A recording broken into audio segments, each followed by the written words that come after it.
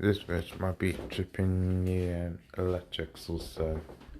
It could be an RCD switch or something like that. Let's have a look. It's working not, maybe that. Let's have a look.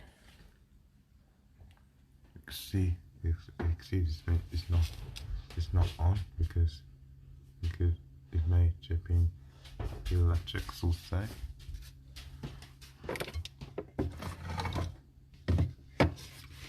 You can see the light's not on at the moment, so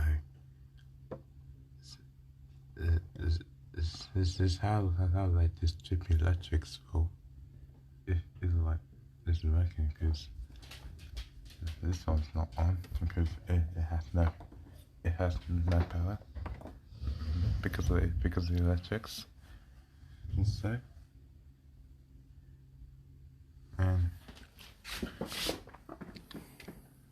But this back here, this like this cells. Or whatever it is, yeah. Maybe this is going to be a replacement of it soon. So hopefully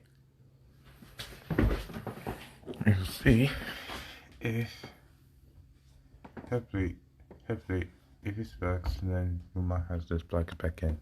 And then just see how this switch works. So yeah, if it works, I will let you know.